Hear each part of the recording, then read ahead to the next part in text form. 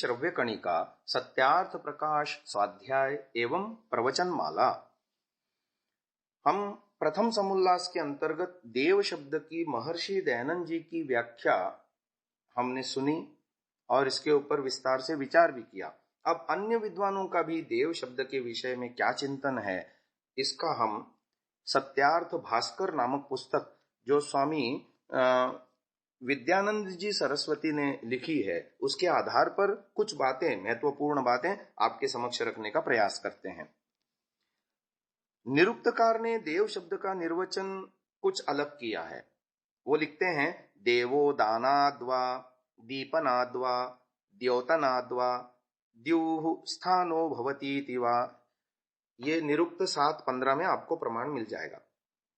इसका आशय यह है कि देव शब्द दुदाएं दीपी दाने दीप्तौ तथा द्युत दीप्तौ इन धातुओं से बना है। क्योंकि देव ऐश्वर्य के प्रदाता हैं, तेजोमय होने से प्रदीप्त हैं, अतएव दूसरों के प्रकाशक हैं। निरुक्तकार द्यू धातु से देव शब्द नहीं बनाते, किंतु अन्य वैयाकरण दिव्यतीति देवः निर्वचन करके द्यू धातु से देव शब्द को सिद्ध करते हैं, जो कि महर्षि दयानंद जी ने भी सत्यार्थ प्रकाश के प्रथम समुल्लास में उसी की व्याख्या की है। तैत्तरीय संध्या भाष्य में कृष्ण पंडित ने देव शब्द के 3 निर्वचन किए हैं। पहला है दिव्यति प्रकाशते सदेवः। दूसरा निर्वचन है ध्यानत्वाद हृदयारविंदे क्रीडतीति देवः। और तीसरा है द्युलोकवर्तित्वाद वा देवः। इनमें से प्रथम 2 निर्वचन धातु अर्थ के आधार पर किए हैं और अंतिम निरुक्त के द्यु स्थानो भवतीति पर आश्रित हैं। और विष्णु सहस्त्र नाम के शांकर संप्रदाय मत के अनुसार अपने भाष्य में देव शब्द का निर्वचन करते हुए लिखा गया है, यतो दिव्यति क्रीडति सर्गादिभिः विजिगीषते सुरादीन व्यवहरति सर्वभूतेषु आत्मतया द्योतते स्तूयते स्तुत्यैः सर्वत्र गच्छति तस्माद् देवः।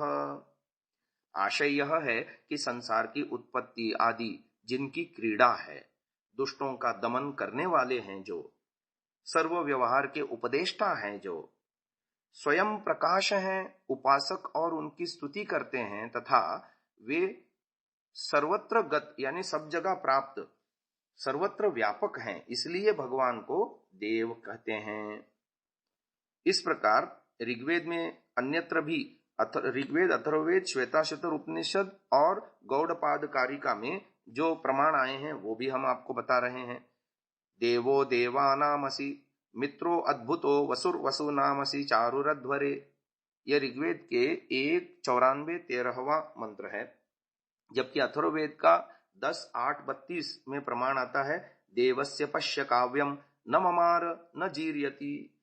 श्वेताश्वतर उपनिषद में आया है 6:11, एको देवः सर्वभूतेषु गूढ़ः सर्वव्यापी सर्वभूतांतरात्मा।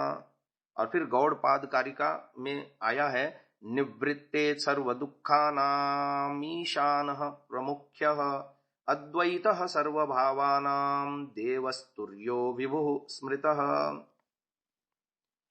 इस तरह से देव शब्द की हमने व्यापक चर्चा आपके सामने रखी, जो अन्य ग्रंथकार भी करते हैं। अब हम आगे चलते हैं। सत्यार्थ प्रकाश में कुबेर शब्द की व्याख्या देव के बाद की है। ऋषि दयानंद लिखते हैं, कुबी आच्छादने। ये धातु पाठ भ्वादिगण की 290वीं धातु है। कुबी आच्छादने, इस धातु से कुबेर शब्द सिद्ध होता है। यह सर्वं कुंभति स्वव्याप्त्या आच्छादयति स कुबेरो जगदीश्वरः। जो अपनी व्याप्ति से सबका आच्छादन करे, इससे उस परमेश्वर का नाम कुबेर है। जैसे ही कुबेर कहते हैं तो इंद्र के खजांची का नाम, जो पौराणिक कथाओं में हम सुनते आए हैं और हमारा दिमाग बना है कि कुबेर सबसे बड़ा राजा है, जिसके पास खजाना ही खजाना है और बहुत ऐश्वर्य है आदि आदि। पर यदि धातु प्रक्रिया से यदि हम इसकी व्युत्पत्ति करते हैं और ईश्वर परक जब इस शब्द को जोड़ते हैं, तो यह सिद्ध होता है कि अपनी व्याप्ति से कुबी आच्छादने, अपनी व्याप्ति से सबका आच्छादन कर रहा है, इसलिए ईश्वर का नाम कुबेर है। आगे शब्द आता है पृथ्वी। धातु है पृथु विस्तारे। ये धातु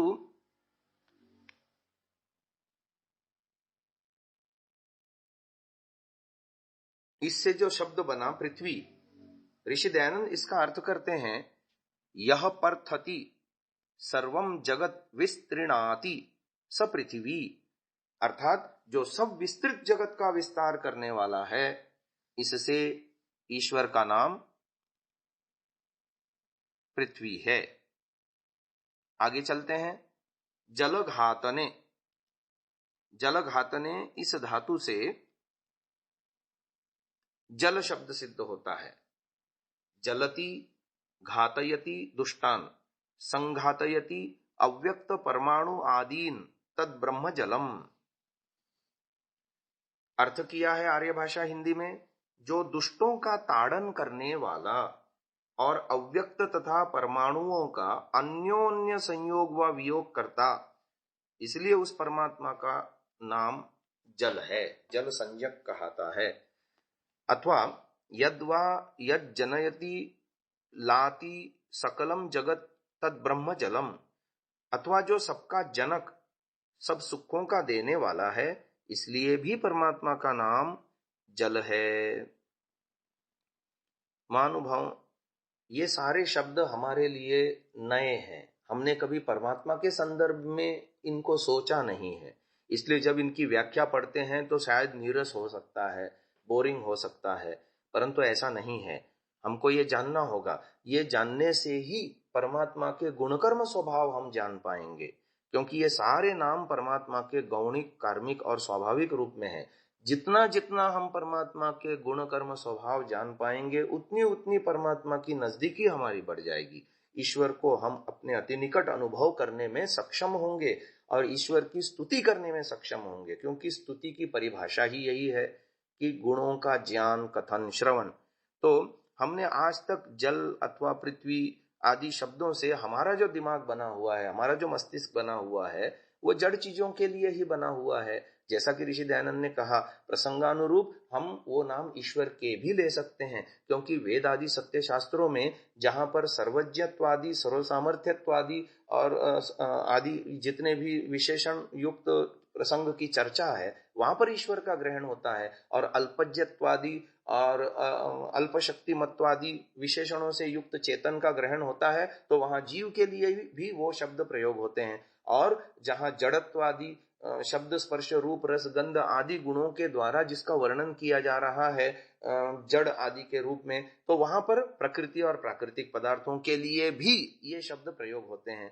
तो हमने आज तक जो भी शब्द सुने हैं, पृथ्वी, जल, अग्नि, वायु, आकाश, ये सारे शब्द पंच महाभूतों के लिए ही सुने हैं, इससे अलग हमने कभी परिकल्पना नहीं की। इसलिए जब ऋषि दयानंद धातु प्रत्यय के आधार पर उसका निर्वचन करते हैं, जैसा कि प्राचीन ऋषि मुनियों की प्रणाली है अर्थ करने की और समझने की, तो हमको थोड़ा सा विचित्र लगता है कि ये क्या बता रहे हैं। हमने तो ऐसा पहले कभी सोचा नहीं, इसलिए हमको वो विपरीत सा लग सकता है, पर ऐसा नहीं लगना चाहिए। इसी के द्वारा ही हम ईश्वर के यथार्थ स्वरूप को जान पाएंगे, हमारे ज्ञान में वृद्धि होती चली जाएगी, ईश्वर की सन्निकटता हमारी बढ़ती चली जाएगी। अगला शब्द आता है आकाश। धातु है काश्री दीप्तौ। वादिगण की यह धातु है, 430 संख्या है इसकी। काश्री दीप्तौ, आंग पूर्वक इस धातु से आकाश शब्द बना। कई बार धातुओं के साथ उपसर्ग भी लगते हैं, 21 उपसर्ग होते हैं, प्र, परा, अप, सम, अनु, अव, निस, निर, दुस, दुर, वी, आंग, अधि, प्रति, अपि आदि, ये कुल 21 प्रत्यय होते हैं। धातुओं के साथ लग करके कभी धातु का अर्थ वही रखते हैं, तो कभी धातु का अर्थ बदल भी देते हैं। ऐसी व्याकरण की परिपाटी है, परंपरा है। तो यहाँ काश्री दीप्तौ धातु से आंग यानी आ, ङ चला जाता है तो आ बचता है, तो आ लगने से आकाश शब्द सिद्ध होता है। यह सर्वतः सर्वम जगत प्रकाशयति स आकाशः, जो सब ओर से जगत का प्रकाशक होने से उस परमात्मा का नाम आकाश है। महानुभाव, आज की व्याख्या को इस आकाश शब्द तक ही परिसीमित करते हैं और यहीं विराम देते हैं। अगली चर्चा अगले श्रव्य कणिका में करेंगे। ओम। ओम नमस्ते जी। 27वीं श्रव्य कणिका सत्यार्थ प्रकाश स्वाध्याय एवं प्रवचन माला आप सभी स्वाध्याय प्रेमी महानुभावों का मैं हार्दिक स्वागत करता हूं। हम प्रथम समुल्लास में आए हुए ईश्वर विषयक नामों की व्याख्या के प्रकरण को आपके समक्ष पढ़ रहे हैं। क्रम प्राप्त आकाश तक हमने व्याख्या गत श्रव्य कणिका तक की थी। अब आगे अगला शब्द है अन्न। लिखते हैं अदभक्षणे। ये अदादि गण की धातु में पहली ही धातु है। अदभक्षणे इस धातु से अन्न शब्द सिद्ध होता है। अद्यते अत्ति च भूतानि तस्माद् अन्नम तदुच्यते। अहमन्नम अहमन्नम अहमन्नम अहमन्नादो हमन्नादो हमन्नादः। तैत्तिरीय उपनिषद का वचन उद्धृत करते हुए लिखते हैं अत्ता चराचर ग्रहणात्। यह व्यास मुनिकृत शारीरक सूत्र है 129। व्याख्या लिखते हैं इसकी, जो सबको भीतर रखने, सबको ग्रहण करने योग्य चर अचर जगत का ग्रहण करने वाला है, इससे उस ईश्वर के अन्न, अन्नाद और अत्ता आदि नाम हैं। और जो इनमें 3 बार पाठ है सो आदर के लिए है। जैसे गूलर के फल में कृमि उत्पन्न होके उसी में रहते हैं और नष्ट हो जाते हैं, वैसे परमेश्वर के बीच में सब जगत की अवस्था है। अगला शब्द है वसनिवासे। ये भ्वादिगण की 731वीं धातु है। इस धातु से वसु शब्द सिद्ध हुआ है। वसंती भूतानि यस्मिन् अथवा यह सर्वेषु वसति स वसुरीश्वरः। जिसमें सब आकाश आदि भूत वसते हैं और जो इन सब में वास कर रहा है, इसलिए उस परमेश्वर का नाम वसु है। आगे शब्द आ रहा है रुधिर अश्रु विमोचने। ये अदादिगण की 60वीं धातु है। इस धातु से निच और रक प्रत्यय होने से रुद्र शब्द सिद्ध होता है। यो रोदयति अन्यायकारिणः जनान स रुद्रः। जो दुष्ट कर्म करने हारों को रुलाने हारा है, रुलाता है, इससे उस परमेश्वर का नाम रुद्र है। वैसे ईश्वर के इन नामों को महर्षि दयानंद जी प्राचीन जो परंपरा है, आर्ष परंपरा, धातु प्रत्यय आदि के द्वारा इसकी शब्दों के आधार पर व्युत्पत्ति करके ईश्वर के नामों को सिद्ध कर रहे हैं। ईश्वर के गौणिक, कार्मिक और स्वाभाविक ऐसे नाम होते हैं। जिस जिस गुण को परिलक्षित करता है या ईश्वर के कर्म को परिलक्षित करता है या स्वभाव को परिलक्षित करता है, उसके आधार पर शब्दों की व्युत्पत्ति करके हमें ये बताया जा रहा है। आगे आता है यन्मनसा ध्यायति तद्वाचा वदति, यद्वाचा वदति तत्कर्मणा करोति, यत्कर्मणा करोति तदभि संपद्यते। यह यजुर्वेद के ब्राह्मण का वचन है। अर्थात जीव जिसका मन से ध्यान करता उसी को वाणी से बोलता, जिसको वाणी से बोलता उसी को कर्म से करता, जिसको कर्म से करता है उसी को प्राप्त होता है। इससे क्या सिद्ध हुआ कि जो जीव जैसा कर्म करता है वैसा ही फल पाता है। अब दुष्ट कर्म करने वाले जीव ईश्वर की न्याय रूपी व्यवस्था से दुख रूप फल पाते तब रोते हैं और इसी प्रकार ईश्वर उनको रुलाता है। इसलिए परमेश्वर का नाम रुद्र है। आगे एक महत्वपूर्ण शब्द आ रहा है नारायण। नारायण शब्द ईश्वर के लिए प्रचलित है, परंतु वह शरीरधारी ईश्वर आदि की संकल्पना करके पूरे भारत में इसकी पूजा अर्चना भी होती है। तो इसके विषय में लिखते हैं, मनुस्मृति का प्रथम अध्याय के 10वें श्लोक को उद्धृत करते हुए, आपो नारा इति प्रोक्ता आपो वै नरसूनवः तायदस्यायनं पूर्वं तेन नारायणः स्मृतः। कहते हैं जल और जीवों का नाम नारा है, वे अयन अर्थात निवास स्थान है जिसका, इसलिए सब जीवों में व्यापक परमात्मा का नाम नारायण है। यानी जलों को और जीवों को नारा कहते हैं, और ये जल और जीव जिस घर में रहते हैं, अयन माने घर, उस परमात्मा का नाम नारायण है। आगे चलते हैं, चंद्र शब्द की व्याख्या आ रही है, चदि आह्लादे, ये भ्वादिगण की धातु है 56वीं। तो चदि आह्लादे इस धातु से चंद्र शब्द सिद्ध हुआ है। यश चंदति चंदयति वास चंद्र, जो आनंद स्वरूप है, सबको आनंद देने वाला है, इसलिए ईश्वर का नाम चंद्र है। फिर आगे शब्द आता है मंगल, मगी गत्यर्थक धातु से, जो कि भ्वादिगण की 88वीं धातु है।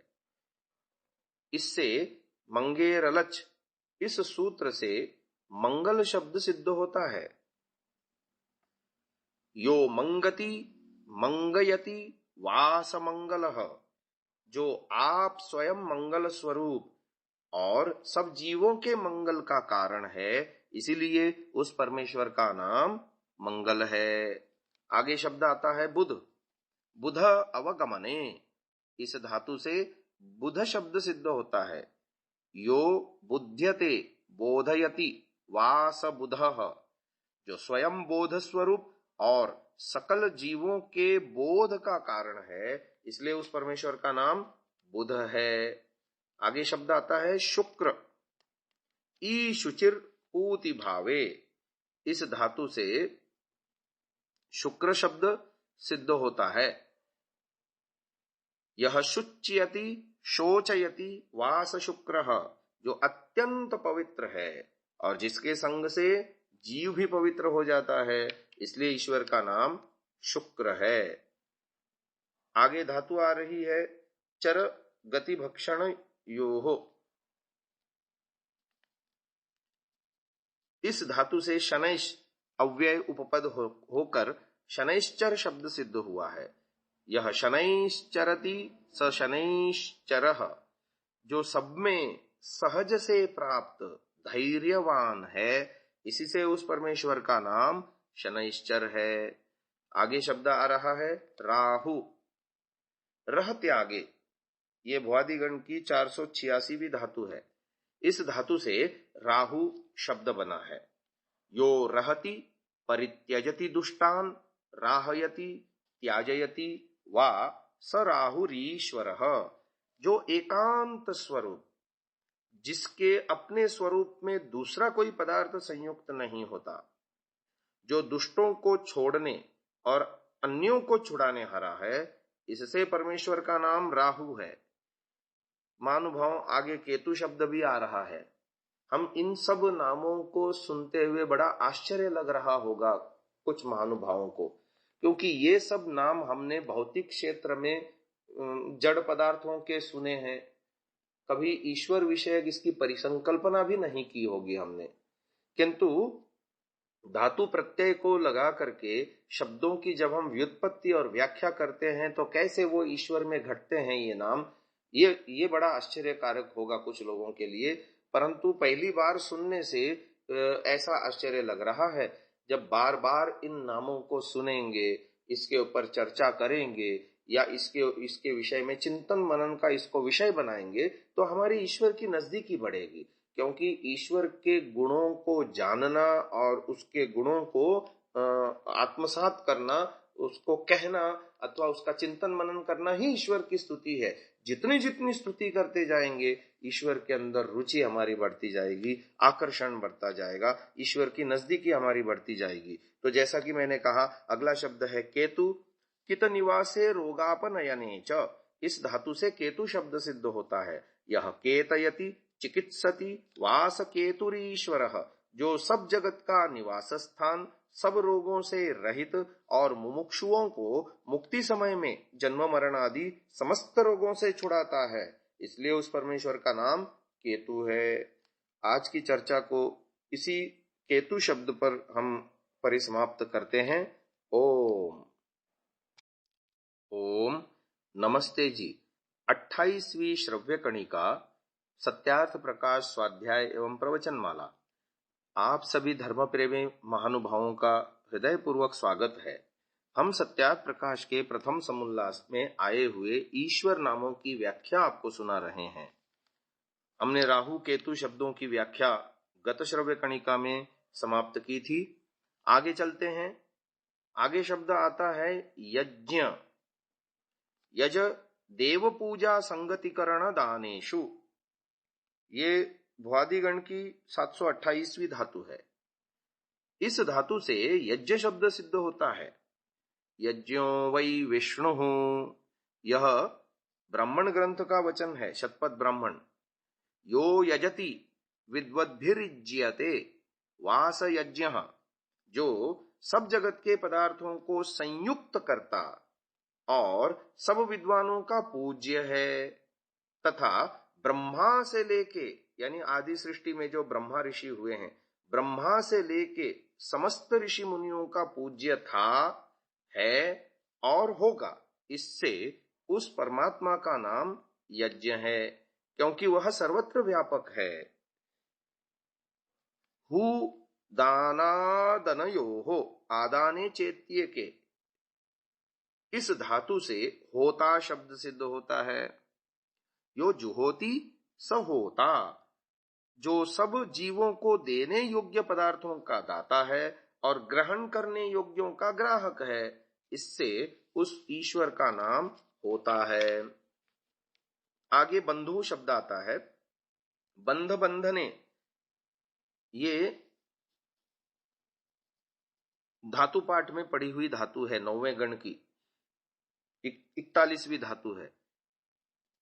इसमें आया, इसकी व्याख्या में ऋषि दयानंद लिखते हैं, यह स्वस्मिन् चराचरम जगत बध्नाति बंधुवत धर्मात्मनाम सुखाय सहायो वा वर्तते स बंधु, जिसने अपने में समस्त लोक लोकांतरों को नियमों से बद्ध आबद्ध कर रखा है, बांध रखा है, इसी से अपनी अपनी परिधि व नियम का कोई उल्लंघन नहीं कर सकते, और सहोदर के समान, यानी भ्राता के समान, भाई के समान जो सहायक है।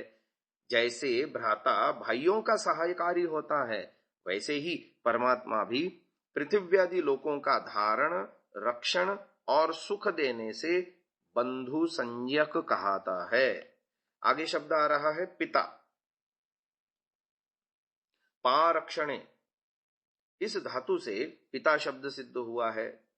यह पाति सर्वान स पिता, जो सबका रक्षक है। जैसे पिता अपने संतानों पर सदा कृपालु होकर उनकी उन्नति चाहता है, वैसे ही परमेश्वर समस्त जीवों की उन्नति चाहता है, इससे उसका नाम पिता है। यह पितॄणाम पिता स पितामहः, जो पिताओं का भी पिता है, इससे उस परमेश्वर का नाम पितामह है। यह पितामहानाम पिता स प्रपितामहः, जो पिताओं के पितरों का भी पिता है, इससे परमेश्वर का नाम प्रपितामह है। आगे शब्द आ रहा है माता। मांग माने शब्दे च, ये तृतीय गण की धातु है, जुहोत्यादि गण की छठी धातु है। इस धातु से माता शब्द सिद्ध होता है। यो मिमीते मानयति सर्वान् जीवान् स माता ईश्वरः, जैसे पूर्ण कृपा युक्त जननी अपने संतानों का सुख और उन्नति चाहती है, वैसे परमेश्वर भी समस्त जीवों की बढ़ती चाहता है, वृद्धि चाहता है, इसलिए परमेश्वर का नाम माता है। आगे शब्द आ रहा है आचार्य। चरगति भक्षण यो हो, आंग पूर्वक इस धातु से आचार्य शब्द सिद्ध होता है। यह आचारम ग्राहयति सर्वा विद्या बोधयति स आचार्य ईश्वरः, जो सत्य आचरण का ग्रहण कराने हारा और समस्त विद्याओं की प्राप्ति का हेतु यानी कारण होके सब विद्या प्राप्त कराता है, इससे परमेश्वर का नाम आचार्य है। आगे शब्द आता है गुरु। ग्री शब्दे, इस धातु से गुरु शब्द बना है। यो धर्म्यान शब्दान गृणाति उपदिशति स गुरुः। योग दर्शन के प्रथम पाद के 26वां सूत्र है सह एषः पूर्वेषामपि गुरुः कालेन अनवच्छेदात्। जो सत्य धर्म प्रतिपादक सकल विद्या युक्त वेदों का उपदेश करता, सृष्टि की आदि में अग्नि, वायु, आदित्य, अंगिरा और ब्रह्मादि गुरुओं का भी गुरु और जिसका नाश कभी नहीं होता, इसीलिए उस परमेश्वर का नाम गुरु है। आगे शब्द आ रहा है अज। अज गतिक्षेपणयोः जनि प्रादुर्भावे। ये क्रमशः भ्वादिगण की 136वीं धातु है अजगति क्षेपणयोः तथा जनि प्रादुर्भावे दिवादिगण की 40वीं धातु है। इन धातुओं से अज शब्द बनता है। योजति सृष्टिम प्रति सर्वान प्रकृत्यादीन प्रक्षिपति जनयति कदाचिन न जायते सो अजः। जो सब प्रकृति के अवयव आकाशादि भूत परमाणुओं को यथा योग्य मिलाता, शरीर के साथ जीवों का संबंध करा के जन्म देता, स्वयं कभी जन्म नहीं लेता, इससे उस ईश्वर का नाम अज है। और इस बात के उपनिषदों आदि में कई प्रमाण मिलते हैं और ये सारे के सारे प्रमाणों से सिद्ध होता है कि ईश्वर अवतार नहीं लेता। नहीं जातो न जाये हम न जनिष्ये कदाचन क्षेत्रज्ञः सर्वभूतानां तस्मादहमजः स्मृतः। यह महाभारत में भी लिखा हुआ है। और भी कई प्रमाण मिलते हैं। शन्नो अज एकपाद देवोस्तु, ये ऋग्वेद का प्रमाण है। अजो नक्षाम अदाधार पृथिवीं तस्तंभद्यां मंत्रेभिः सत्यैः प्रियापदानि पश्वो निपाहि विश्वायुरग्ने गुहम गाह, ये भी ऋग्वेद का मंत्र है।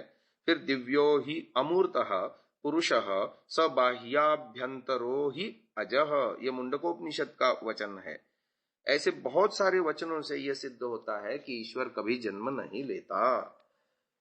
ईश्वर हम जीवों के लिए जन्म लेने की व्यवस्था करता है पर स्वयं कभी जन्म नहीं लेता। यही बात ऋषि दयानंद बताना चाह रहे हैं प्राचीन आर्ष प्रमाणों के द्वारा, वेदादि सत्य शास्त्रों के प्रमाणों के द्वारा।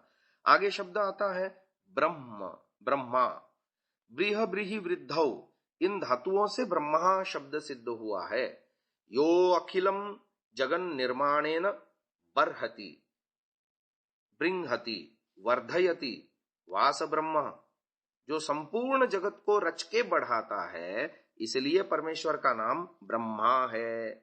सत्यम ज्ञानम अनंतम ब्रह्म, यह तैत्तिरीय उपनिषद का वचन है। संतीति संतः तेषु सत्सु साधु तत्सत्यम यज्जानाति चराचरम जगत तज्ज्ञानम न विद्यते अंतः अवधि मर्यादा यस्य तद अनंतम सर्वेभ्यो बृहत्वाद ब्रह्म। जो पदार्थ हो यानी जिनका अस्तित्व हो उसको सत्य कहते हैं। उनमें साधु होने से परमेश्वर का नाम सत्य है। जो चराचर जगत का जानने वाला है, इससे परमेश्वर का नाम ज्ञान है। जिसका अंत, अवधि, मर्यादा अर्थात इतना लंबा चौड़ा छोटा बड़ा ऐसा परिमाण नहीं है, इसलिए परमेश्वर का नाम अनंत है। सबसे बड़ा होने से परमेश्वर का नाम ब्रह्म है। अगला शब्द आ रहा है अनादि। डुदाय दाने, ये तीसरे गण की, जुहोत्यादि गण की 9वीं धातु है। आंग पूर्वक डुदाय दाने, इस धातु से आदि शब्द और नय पूर्वक अनादि शब्द सिद्ध होता है। यस्मात् पूर्वम नास्ति परम च अस्ति स आदिरित्युच्यते। न विद्यते आदि कारणम यस्य सो अनादिरीश्वरः। जिसके पूर्व कुछ न हो और परे हो उसको आदि कहते हैं, यानी शुरुआत आरंभ को आदि कहते हैं। जिसका आदि कारण कोई भी नहीं है, इसलिए परमेश्वर का नाम अनादि है। वैसे अनादि 3 पदार्थ हैं। जैसे ईश्वर अनादि है, सदा से है, स्वयंभू है, उससे पहले कोई नहीं है, ऐसे ही जीवात्मा भी स्वभाव से अनादि है। उसकी भी कोई उत्पत्ति नहीं है, शुरुआत नहीं है, आरंभ नहीं है। और इस संसार का आदिमूल कारण प्रकृति भी अनादि है। किसी भी पदार्थ के उत्पत्ति के 3 कारण हो सकते हैं। एक निमित्त कारण, दूसरा उपादान कारण और तीसरा साधारण कारण। इन तीनों पदार्थों के, इन तीनों में से कोई कारण नहीं होते। निमित्त कारण माने बनाने वाला, उपादान कारण माने जिस रॉ मटेरियल से, कच्चे माल से जो वस्तु बनाई जाती है, और साधारण कारण माने बनने में जो साधन रूप में प्रयुक्त होते हैं। तो इन तीनों में से कोई भी कारण इन तीनों के न होने से इन तीनों पदार्थों को अनादि कहते हैं। आज की व्याख्या को यहीं विराम दे रहे हैं। ओम। ओम नमस्ते जी। 29वीं श्रव्य कणिका सत्यार्थ प्रकाश स्वाध्याय एवं प्रवचन माला। आप सभी धर्म प्रेमी महानुभावों का हार्दिक स्वागत करता हूं। हम सत्यार्थ प्रकाश के प्रथम समुल्लास के ईश्वर नामों की व्याख्या आपके समक्ष पढ़ रहे हैं। क्रम प्राप्त अनादि शब्द के बाद आनंद शब्द की व्याख्या आ रही है। टु नदी समृद्धौ वादिगण की 55वीं धातु है। इसमें आंग पूर्वक टु नदी समृद्धौ धातु से आनंद शब्द बनता है। आनंदन्ति सर्वे मुक्ता यस्मिन् यद्वा यह सर्वान जीवान आनंदयति स आनंदः। जो आनंद स्वरूप, जिसमें सब मुक्त जीव आनंद को प्राप्त होते और जो सब धर्मात्मा जीवों को आनंद युक्त करता है, इससे ईश्वर का नाम आनंद है। आगे शब्द आया है सत। असभुवी, ये अदादिगण की 58वीं धातु है। असभुवी, इस धातु से सत शब्द सिद्ध होता है। यदस्ति त्रिषु कालेषु न बाध्यते तत्सद ब्रह्म। जो सदा वर्तमान अर्थात भूत भविष्यत वर्तमान तीनों कालों में जिसका कोई बाध न हो, उस परमेश्वर को सत कहते हैं। आगे शब्द आया है चित। चिति संज्ञाने, इस धातु से चित शब्द सिद्ध होता है। यश्चेतति चेतयति संज्ञापयति सर्वान् सज्जनान् योगिनस् तच्चित परम ब्रह्म। जो चेतन स्वरूप सब जीवों का चिताने और सत्यासत्य का जनाने हारा है, इसलिए उस परमेश्वर का नाम चित है। इन तीनों शब्दों के विशेषण होने से परमेश्वर को सच्चिदानंद स्वरूप भी कहते हैं। जो 3 शब्द आए, सत चित आनंद, इसके विषय में एक रोचक बात श्रोताओं को बतानी है। 3 अनादि पदार्थ हैं जिसकी हमने गत श्रव्य कणिका में चर्चा की थी। अनादि अर्थात जिनकी उत्पत्ति नहीं होती या जिनकी उत्पत्ति में किसी भी प्रकार के कारण नहीं होते।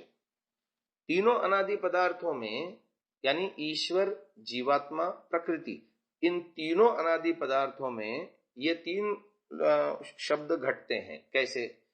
क्रमशः ईश्वर में ये तीनों शब्द घटते हैं। सच्चिदानंद स्वरूप, यानी सत्ता भी है जिसकी, चेतन भी है जो, और आनंद स्वरूप है। किंतु जीवात्मा में केवल 2 ही चीजें घटती हैं सच्चिदानंद में से। जीवात्मा की सत्ता है, सत्तात्मक पदार्थ है, और ईश्वर भी सत्तात्मक पदार्थ है, और प्रकृति भी सत्तात्मक पदार्थ है। इसलिए सत नामक शब्द तीनों में घटता है, तीनों अनादि पदार्थों में। किंतु चित नामक शब्द केवल 2 पदार्थों में घटता है। यानी जीवात्मा भी चित्त है, ईश्वर भी चित्त है। किंतु आनंद शब्द केवल एक पदार्थ पे घटता है और वो है ईश्वर।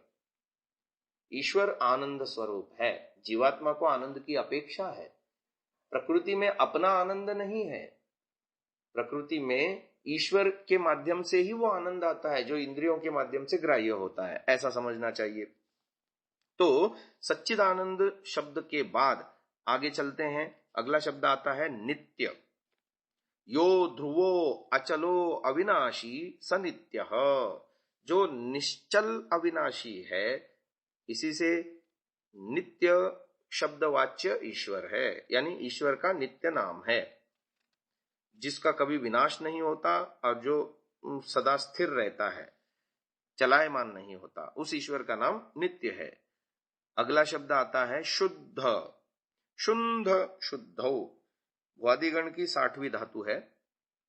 इस धातु से शुद्ध शब्द सिद्ध हुआ है। यह शुंधति सर्वान् शोधयति वास शुद्ध ईश्वरः, जो स्वयं पवित्र है, समस्त अशुद्धियों से स्वयं पृथक है और सबको शुद्ध करने वाला है, इससे उस ईश्वर का नाम शुद्ध है। अगला शब्द आता है बुद्ध। बुध अवगमने, इस धातु से क्त प्रत्यय होने से बुद्ध शब्द सिद्ध होता है। यो बुद्धवान सदैव ज्ञातास्ति स बुद्धो जगदीश्वरः, जो सदा सबको जानने हारा है, इससे ईश्वर का नाम बुद्ध है। आगे शब्द आता है मुक्त। मुचलरी मोचने, ये छठे गण की 139वीं धातु है। इस धातु से मुक्त शब्द सिद्ध हुआ है। यो मुंचति मोचयति वा मुमुक्षून समुक्तो जगदीश्वरः, जो सर्वदा अशुद्धियों से अलग है और समस्त मुमुक्षुओं को क्लेशों से छुड़ाता है, इसलिए परमात्मा का नाम मुक्त है। अतएव नित्य शुद्ध बुद्ध मुक्त स्वभावो जगदीश्वरः, इसी कारण से परमेश्वर का स्वभाव नित्य शुद्ध बुद्ध और मुक्त है। आगे शब्द आता है निराकार। निर और आंग पूर्वक डुक्री करने, इस धातु से निराकार शब्द सिद्ध होता है। निर्गत आकारात स निराकारः, जिसका आकार कोई भी नहीं और न जो कभी शरीर धारण करता, इसलिए परमेश्वर का नाम निराकार है। वैसे जीवात्मा भी निराकार है। साकार प्रकृति, अव्यक्त प्रकृति से व्यक्त संसार का स्वरूप है, जिसे जो साकार होता है। साकारता माने स्थान घेरने वाला। जो वस्तुएं स्थान घेरती हैं, अपने घेरे हुए स्थान में दूसरे किसी पदार्थ को प्रवेश नहीं करने देती, तो उसको साकार कहते हैं। और निराकारता वह है कि जिसके अंदर दूसरे पदार्थ प्रवेश कर सकते हो, वो जगह नहीं घेरते। ईश्वर ने सारा संसार व्याप्त किया है, परंतु संसार उसके अंदर रहता है, तो ईश्वर सब जगह रहते हुए भी स्थान नहीं घेरता। इसी कारण से जीवात्मा और जड़ प्रकृति आदि पदार्थ उसमें रह सकते हैं। तो जीवात्मा भी निराकार है और परमात्मा भी निराकार है। दोनों चेतन पदार्थ निराकार हैं। साकार वस्तुएं प्रकृति से बने हुए कार्य जगत जो विकृति रूप है, वो स्थान घेरता है, इसलिए उसको साकार कहते हैं। तो आगे चलते हैं। ये निराकार शब्द की व्याख्या हुई। आगे शब्द आ रहा है निरंजन। अंजु व्यक्तिम लक्षण कांति गतिषु, ये 7वें गण की 20वीं धातु है। इस धातु से अंजन शब्द और निर उपसर्ग के योग से निरंजन शब्द बना। अंजनम व्यक्तिर लक्षणम कुकाम इंद्रियैः प्राप्तिश्चेत्यस्मात् यो निर्गतः पृथग्भूतः स निरंजनः, जो व्यक्ति अर्थात आकृति, म्लेच्छाचार, दुष्ट कामना और चक्षु आदि इंद्रियों के विषयों के पथ से अलग है, पृथक है, इससे ईश्वर का नाम निरंजन है।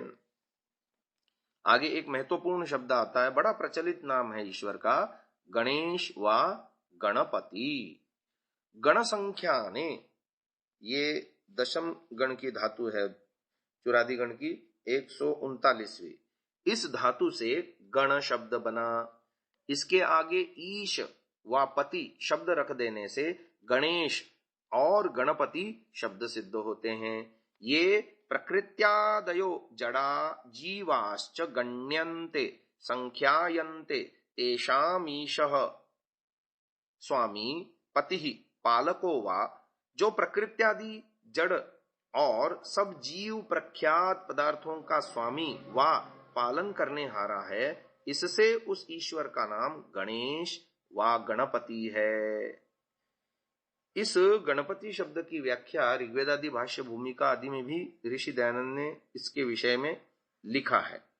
प्रायः गणेश व गणपति शब्द से पुराणों में वर्णित जो गणपति के आख्यान हैं, शरीरधारी गणपति जो जिसका सिर हाथी के जैसा है और धड़ मनुष्यों के जैसा है, उसकी तरह से वर्णित है। और हमारा दिमाग भी उसी तरह से बना हुआ है। पूरे देश भर में गणपति उत्सव बड़े धूमधाम से मनाया जाता है। परंतु ऋषि दयानंद गणपति की कितनी बढ़िया व्याख्या करते हैं। यजुर्वेद में भी आया है, गणानां त्वा गणपतिं हवामहे, प्रियाणां त्वा प्रियपतिं हवामहे, निधीनां त्वा निधिपतिं हवामहे, वसो मम अहमजानि गर्भधमत् त्वमजासि गर्भधम। ये यजुर्वेद के मंत्र की व्याख्या ऋषि दयानंद ने ऋग्वेदादि भाष्य भूमिका में भी की है।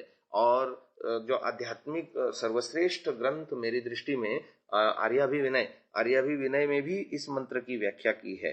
महानुभाव, इससे उस निराकार ईश्वर का, जो कि जड़ जीवों को गणना रखता है अपने अंदर, वो उस गणना जिसके अंदर है, जिस ईश्वर में, उसका नाम और उन सबका स्वामी होने से, गणना करने योग्य पदार्थों का, जीवों का और जड़ों का स्वामी होने से ईश्वर का नाम गणपति है।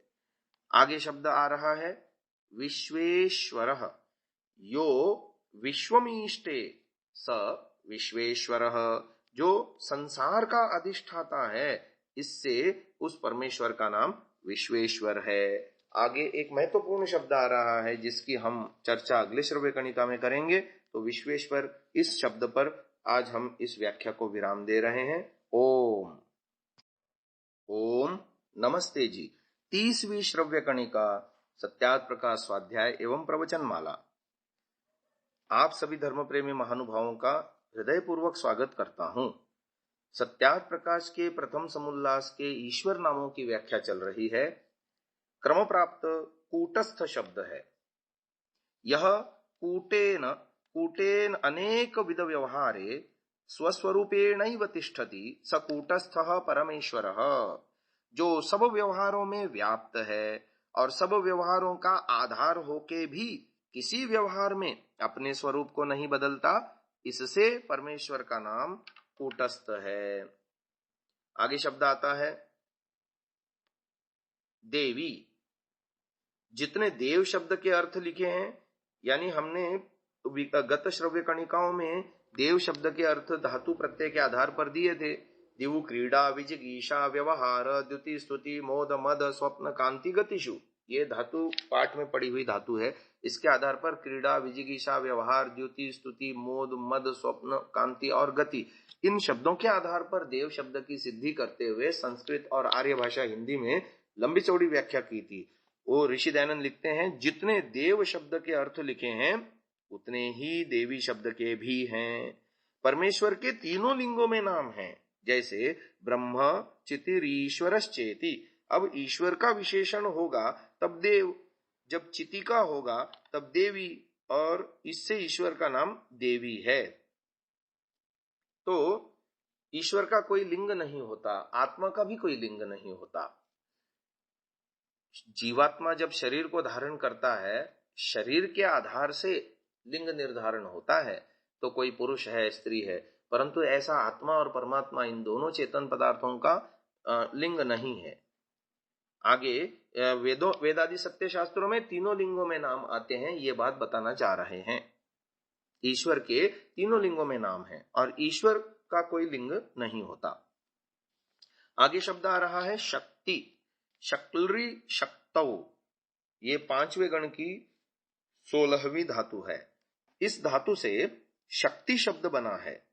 यह सर्वम जगत कर्तुम शक्नोति स शक्ति ही, जो सब जगत के बनाने में समर्थ है, इसलिए उस परमेश्वर का नाम शक्ति है। आगे धातु आ रही है श्री सेवायाम। इस धातु से श्री शब्द सिद्ध हुआ है।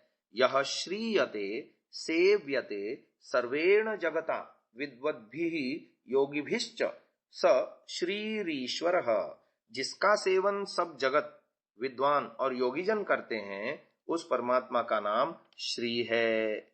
आगे बड़ा प्रचलित शब्द आ रहा है लक्ष्मी। लक्ष्मी के कहने से एक महिला का चित्र हमारे दिमाग में आता है, जिसको दीपावली में हम धनतेरस के दिन जिसकी पूजा करते हैं आदि, और हम धन के देवता को लक्ष्मी कहते हैं, मानते हैं वगैरह वगैरह। तो ऋषि दयानंद लक्ष्मी शब्द की व्याख्या कर रहे हैं धातु प्रत्यय के आधार पर। लक्ष्य दर्शनांकनयोः, इस धातु से लक्ष्मी शब्द सिद्ध होता है।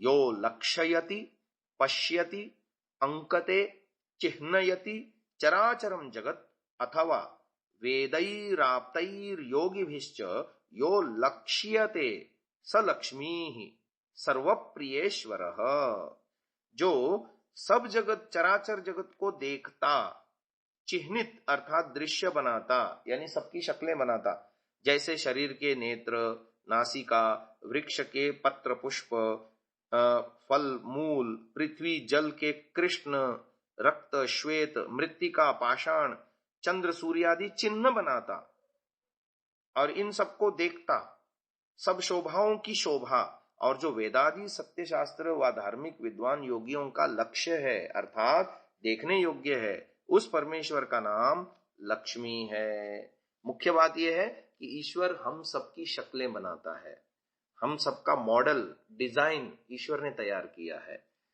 हमारा स्ट्रक्चर कैसा हो, हर एक पत्ते की कटिंग अलग अलग है, हर एक पत्ते का रंग अलग अलग है। कहने को सारे पत्ते हरे हैं, लेकिन उसका हरापन एक अलग पृथक जो है लिया हुआ है।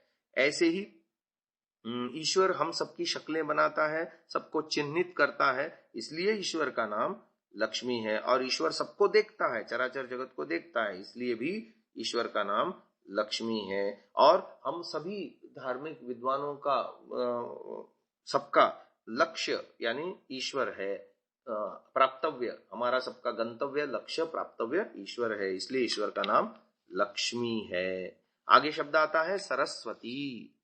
श्री गतौ, इस धातु से सरस, उससे मतुप और नीप प्रत्यय होने से, स्त्री वाला नीप प्रत्यय होने से सरस्वती शब्द बना। सरो विविधम ज्ञानम विद्यते यस्याम चितौ सा सरस्वती, जिसको विविध विज्ञान अर्थात शब्द अर्थ संबंध प्रयोग का ज्ञान यथावत होवे, इससे उस परमेश्वर का नाम सरस्वती है। सरस्वती शब्द कहते भी हमारे दिमाग में बचपन में स्कूल में सरस्वती वंदना और तमाम उसके द्वारा की हुई एक महिला की आकृति आती है, जो विद्या की देवी मानी जाती है। वेदादि सत्य शास्त्रों में भी सरस्वती को ईश्वर के लिए प्रयोग हुआ है कि ईश्वर समस्त विद्याओं का जो है, ऋषि दयानंद लिखते हैं, जिसको विविध विज्ञान अर्थात शब्द अर्थ संबंध प्रयोग का यथावत ज्ञान है, इसलिए उस परमेश्वर का नाम सरस्वती है। आगे शब्द आ रहा है सर्वशक्तिमान। सर्वाः शक्तयो विद्यन्ते यस्मिन् स सर्वशक्तिमान ईश्वरः, जो अपने कार्य करने में किसी अन्य पदार्थ की सहायता की इच्छा नहीं करता, अपने ही सामर्थ्य से अपने सब काम पूरे करता है, इसलिए उस ईश्वर का नाम सर्वशक्तिमान है। ईश्वर के क्या काम है? सृष्टि की उत्पत्ति, स्थिति, पालन, धारण, पोषण आदि, और प्रलय करना, जीवों के कर्मों का फल देना, ये सारे ईश्वर के बड़े बड़े काम हैं। इन कामों को करने के लिए किसी अन्य पदार्थ की सहायता नहीं लेता। यदि ईश्वर से तुलना करें हम जीवों की, तो हम जीव अल्पशक्तिमान हैं। ईश्वर हम जीवों को जब तक ये शरीर आदि बाह्य साधन, मन आदि भीतरी साधन और संसार के अन्य पदार्थ बना करके ईश्वर यदि न दे, तो जीव केवल अपनी शक्ति से कुछ भी करने में समर्थ नहीं है। इससे सर्वशक्तिमान और अल्पशक्तिमान ये परमात्मा और जीवात्माओं में शब्द घटते हैं। आगे आता है न्यायकारी। अणीय प्रापणे, इस धातु से न्याय शब्द सिद्ध हुआ है। प्रमाणैरर्थ परीक्षणम न्याय, यह न्याय सूत्र के ऊपर वात्स्यायन मुनिकृत भाष्य का वचन है। पक्षपात राहित्याचरणम न्याय, जो प्रत्यक्षादि प्रमाणों की परीक्षा से सत्य सत्य सिद्ध हो तथा पक्षपात रहित धर्मरूप आचरण है, वह न्याय कहता है। न्यायम कर्तुम शीलमस्य स न्यायकारीश्वरः, जिसका न्याय अर्थात पक्षपात रहित धर्म करने का ही स्वभाव है, इससे उस परमेश्वर का नाम न्यायकारी है। तो ये न्यायकारी शब्द की व्याख्या हुई। आगे शब्द आ रहा है दयालु। दय दान गति रक्षण हिंसा दानेशु, ये प्रथम गण की यानी भुआदि गण की 322वीं धातु है। इस धातु से दया शब्द सिद्ध होता है। दयते, ददाति, जानाति, गच्छति, रक्षति, हिनस्ति यया सा दया। बह्वी दया विद्यते यस्य स दयालु परमेश्वरः, जो अभय का दाता, सत्य सत्य सर्व विद्याओं को जानने वाला, सब सज्जनों की रक्षा करने और दुष्टों को यथायोग्य दंड देने वाला है, इससे परमेश्वर का नाम दयालु है। महानुभाव, दयालु शब्द के साथ एक और महत्वपूर्ण सिद्धांत की बात जो अन्य समुल्लास में भी आने वाली है, लिखते हैं कि दया और न्याय दोनों एक साथ कैसे हो सकते हैं। न्यायकारी और दयालुता, क्योंकि दया करे तो पापों को क्षमा करना पड़ेगा, तभी तो दया हो सकती है, और न्याय करे तो पापों का दंड देना पड़ेगा। तो दोनों नाम ईश्वर में एक साथ कैसे घटेंगे? तो कहते हैं दया और न्यायकारिता, दयालुता और न्यायकारिता एक ही सिक्के के दोनों पहलू हैं। जो प्रयोजन दया से सिद्ध होता है वही प्रयोजन न्याय से भी सिद्ध होता है, इसलिए ईश्वर में ये दोनों घट सकते हैं। लोक में भी हम देखते हैं, जो आदमी गुनाह करता है, अपराध करता है, उसके ऊपर अभियोग चला करके न्यायालय में उसके ऊपर उसको दंड देते हैं और जेल में डाल देते हैं, कारावास में डाल देते हैं, ताकि वो उसके ऊपर दया भी है और उसके साथ न्याय भी है। अर्थात उसको पाप कर्म करने से परावृत्त करना, ये जेल में डालने का उद्देश्य है, और दूसरा उसका सुधार होना, और उसके कारण से जो अन्यों को दुख मिलेगा आगे, यदि उसको दया करेंगे, छोड़ देंगे, माफ कर देंगे, तो वो पाप करने से रुकेगा नहीं, और अधिक पाप करेगा, उससे लोगों को भी तकलीफ होगी, परेशानी बढ़ेगी लोगों की। इसलिए लोगों के प्रति भी दया है और उसके प्रति भी दया है कि उसको पाप कर्म से परावृत्त करना और उसको सुधार का मौका देना। यही काम तो ईश्वर भी तो करता है। ईश्वर जीवों को पापों का दंड देता है, पशु पक्षी आदि योनियों में भेजता है, तो उनको पाप करने से रोकता है। यदि दोबारा मनुष्य बनाए तो और पाप करेंगे और उसके दुख बढ़ेंगे। इसलिए ईश्वर दयालु भी है, साथ साथ न्यायकारी भी है। आज की इस चर्चा को यहीं विराम देते हैं। ओम।